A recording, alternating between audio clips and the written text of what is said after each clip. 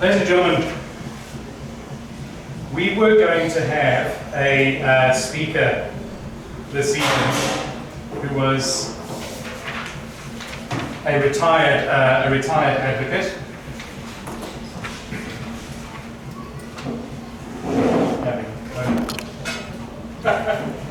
Okay. Who was a retired advocate. Unfortunately, he had a family emergency. And then Christine said, Nando, can you take over and do something for us? But please, you have to be professional. To which I said, Christine, I am appalled that you would have to make such a request of me. I have been a president of this club. I have been a director of this association. I am nothing more, if not a consummate professional.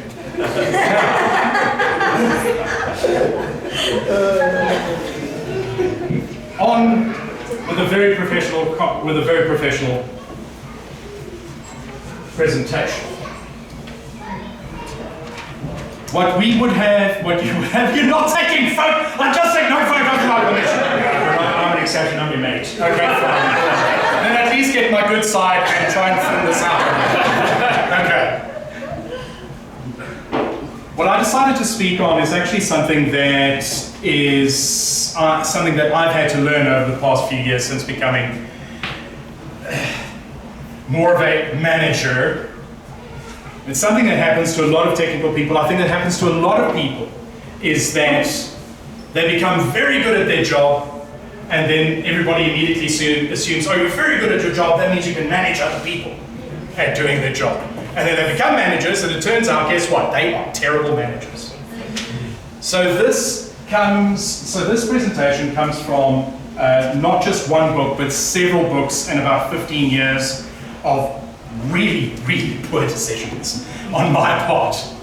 And what I'm going to talk about today is actually not so much an interrogative questioning, but more the type of questioning that you would face in a more corporate environment or a more business type of environment. Okay? So let's first just go through the different interrogation styles that you get.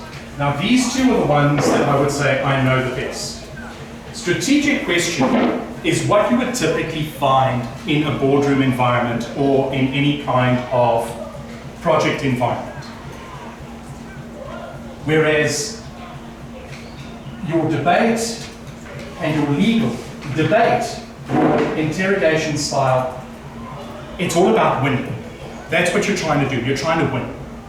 Whereas in strategic questioning, you're actually trying to solve a problem. You're trying to get a meeting of the minds. Okay? Very often, you're actually trying to look for a win-win. In terms of legal cross-examination, or what the Americans call a hostile witness, or in South Africa they use a different terminology, they call it witness leading. That is, the best definition I had was from a lawyer friend of mine who said, your witness means nothing to you. They are an unreliable means to an end. And it sounds quite harsh, but depending on the context, that is sometimes what lawyers have to resort to. These are your main differences. What I focus on is the power dynamic. You never, in a strategic questioning, you don't want to isolate the person that's giving you a presentation. And we'll speak a little bit more about that now. So what was I saying? The whole thing is about intent. You want to inquire. It's not supposed to be an inquisition. All right? So here's a key phrase that we like to use. I'm not challenging you, I'm challenging the idea. That is to say, you attack the data, not the person. For technical people, this is very difficult because they can become quite confrontational, especially if they are both technical people and creative people. Because especially if they're trying to present an idea or a design, it may have taken them weeks, if not months, if not years, to put this solution together. And the job of the steering committee or the project committee or whatever is actually to poke holes in it, to find flaws, to find ways to fix it. And especially the person who's doing the presentation can feel very often threatened because they have a personal, almost an emotional connection to what they've just created. All right? Now, but at the same time, you also have to ask the question, if the person does get confrontational or defensive, what is the reason? Are they in fact trying to hide something? I know, especially when I was a young engineer, yeah, I hid a lot. Okay? What was my biggest thing? I was insecure. The last thing that I wanted to be able to say to my bosses was, I don't know. After 22 years, I can tell you the safest thing you can say is, no. So, why doesn't that work? Well, guess as good as mine, mate, try it. Because that's an honest answer. As long as you say, I'm willing to find out, which I very, very seldom am these days. Sorry, one thing I do want to mention, sorry, I put it in the next slide. So in a debate, if a person does get defensive, you know you win. In a courtroom interrogation, if a person gets defensive, then you can request from the magistrate or from the judge to leave the witness. Because they're not giving you anything, so now you paint the story. And they can either agree or disagree. Most often than not, you break the witness. When you're doing a presentation, that is the opposite thing that you want to do. If you start to alienate that person, you're not going to get any more information. One of the worst words you can use in any kind of meeting is to say, that's unacceptable. That word is an auto-freeze for anything further. Find another way. Slow your pace, bring down your tone, show that you're not a threat, but you do have to uncover what's actually happening. Something to tell you if the person is actually telling you the truth or not, or if they're feeling difficult. There's micro expressions, there's the pursed lips, they're feeling very confrontational, they suddenly put instead of putting up their glasses like that, they use a different finger. It's very real. It's very real. They do this. Hunched shoulders. Not one thing will tell you what's happening. It's called the cluster rule. So look for groups of those things happening. Right? Body language. As a young student, when I was talking to a lady and I had hair and about 50 kilograms lighter, I was quite used to this body language. Hi, how's it going? Okay? So I tried the mirroring thing, didn't work. But I'm married now, so it's fine. Look for mirroring. What does mirroring mean? When I'm doing an interrogation, exactly that. If you start folding your arms while they're talking, they're immediately going to retract, or they start to take a more closed posture. Always remember to try to have what we teach in Toastmasters as well when you're giving a presentation, open palms. Open palms, relax. Try to take a breath. And when you ask questions, try to force that they lean in. If they're leaning in, then they're actually interested. Some gold standard questions. What would you do differently? How would you like to improve this? What do you need for us to help you to improve this? Things like that. Things that bring out a positive effect in the I almost said altercation, in the discussion. The thing is that you as the leader or as the chairman of that particular discussion, your job is to get the facts of what's happening, not to win. Few things to watch out for, especially in tonight's discussion. Don't use a speech before you give your question. Your question should be 10 to 30 seconds long. So don't say, I agree with you, blah, blah, blah, blah, blah, blah, blah. Wouldn't you say so? Oh, yeah, sure, yeah, okay. You're not giving them an opportunity to actually answer. Oh, is it falling? Oh, goodness. Use the art of distraction. Right? Few things to keep in mind. It's important to be polite, but be direct, be concise, be candid with your information and with your questions. Stay on topic. Don't bring up a failing from a previous project or something that they did 5 years ago, which my wife was here, so that to bring into an argument of right now. Got your back, Peter. Okay. And most importantly, you have to practice active listening. What is active listening? What we did right now. After the first question, when I pointed to someone else, suddenly everybody started listening, didn't they? Okay? That is what has to happen in these kinds of discussions. Thank you very much. That's my presentation.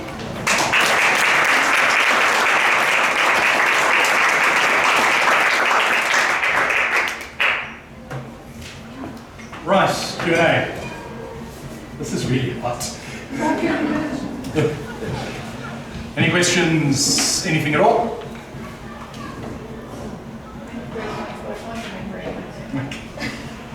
So maybe a quick thing, you were distracting us with your hat photo. What were you saying about the 30 seconds right there at that point? If you can just repeat it again, please. About the 40 seconds, okay. When you ask a question, try to keep it within 10 to 30 seconds. Okay. Be polite, but you need to be candid and you need to be concise. Okay. Yes. I have a question now. You are giving the perspective as a person hosting the conversation and the discussion, or Right. interrogating it. Do you have any advice from the opposite side as the person presenting the Yes, having done many of them. The main thing that I can say is watch out for the umming and ahhing and trying to delay, because that immediately takes away confidence from the people listening to you. It's the first thing, even though it might not be true, the first thing that they think is they're hiding something. They don't want to tell me something. So if you can't recall right now, then just be as straightforward as you can and just say, I'm not sure. I think we have covered it. Please just give me a moment to go and check. Or I'll get back to you after the meeting. Right? Yep. Fernando, I think it has relevance. What's your best tip if someone asks a question on your presentation that you know you're covering later, but they've asked it now early on? Do you just tell them we're getting there, or would you answer it concisely and then say, well, expand on it? That's completely dependent on your style. My preference is always to say, like I did now. My preference is always to say, that's a really good question.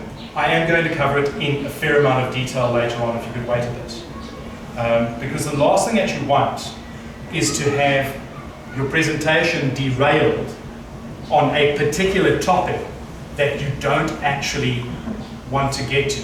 Remember that the committee has an intent, but you have an intent as well. You have a communication intent of a particular outcome. Their job is to take you around afterwards. Okay? Yes, Louisa. Can you do a presentation for us that's the opposite person, so the person giving the presentation, not the person leading the discussion. I can see you're confused. So this was for the leader. I'm going to need at least an hour. No, I don't need, I don't need I'll put it today. together quickly. But I don't need today.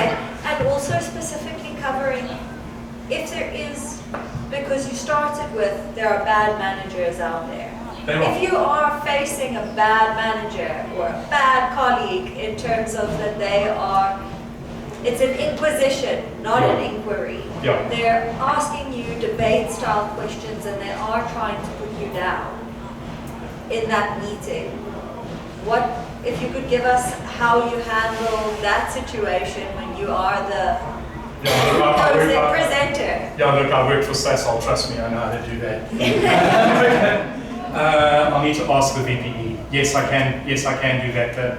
So I've actually just finished recording that for youngsters, for young engineers, and I don't know if you know, I'm doing a course for graduate engineers, and I've actually just finished filming that. So what I'll do is I'll just take that and I'll make it more like a 7-minute presentation. That may be helpful. Yes. Just follow on to that. I think with critique, it's very challenging in the workplace, and it's very dependent upon the workplace as well. So just to add to your question, bear in mind you've got different individuals coming with different agendas, but I think critique can be a very, very natural component, and hard critique is sometimes just part of the course.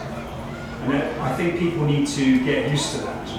So this isn't to reflect on your question, but in general, if you are young in a workplace, getting used to what I would describe as almost negative critique, right? Very aggressive questioning is something that you should inure yourself to. You should get used to that kind of challenge. Differentiating it from ongoing bullying, that's a different story, right? The last part of this is we have previously done harder evaluation workshops for more experienced Toastmasters. So probably we will revisit one of those at some point as well. Toastmaster evaluations, very gentle. Then we can grade up from there. But yes, I can do something that's, it won't be generic, it'll be specific for specific types of personalities, which is what I've done in my course. Okay? I think It's quite long. Yeah. if I may, I Yes. think Paul brings up a great point as well, especially for youngsters, is also knowing when am I, because your feelings don't really matter. I mean, they do, but they can get in the way. So I don't mean that I don't mean to step on anyone's toes, but in that kind of instance, you need to be able to differentiate, is this hard critique, or am I just getting triggered? Because you can apply the evasive tactics at the wrong time when you shouldn't have, because it wasn't really bullying. It was actually just a hard... Yeah, so be careful here. I teach evasion only in a debate, as a debate tactic. When a board setting, that can backfire. So I actually teach a different tactic to them. Not necessarily evasion. I assumed a tactic, but... Yeah, it is a tactic, but it's not evasion. Okay. It's defense. All right.